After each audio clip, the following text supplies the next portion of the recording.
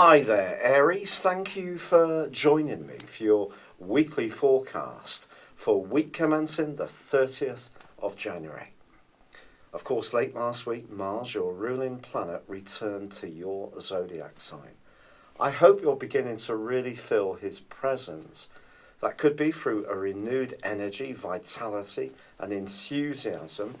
And if you're yet to experience those, I think by the end of this week, things will really be firing up and will be much more obvious to you.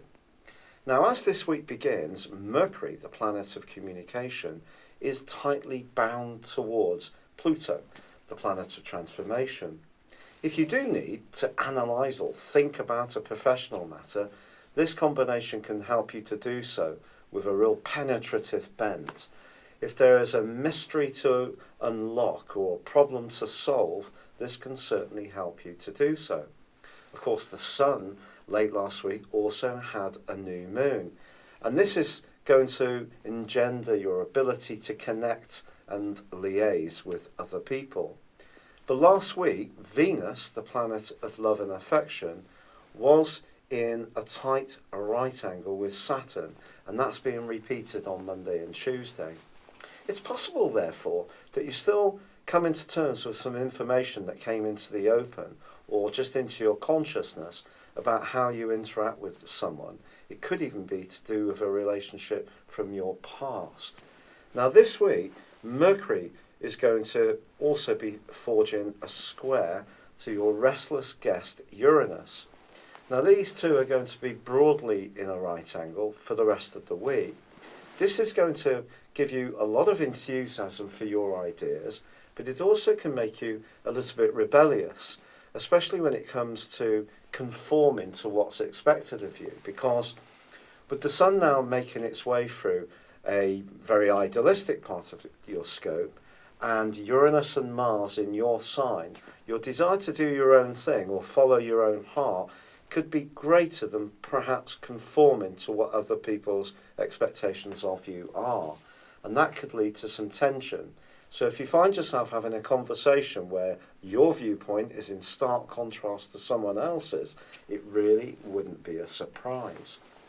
But although you may have been feeling a bit more reflective about your love life in general, by the end of this week, there's a stunning event when Venus returns back to your sign.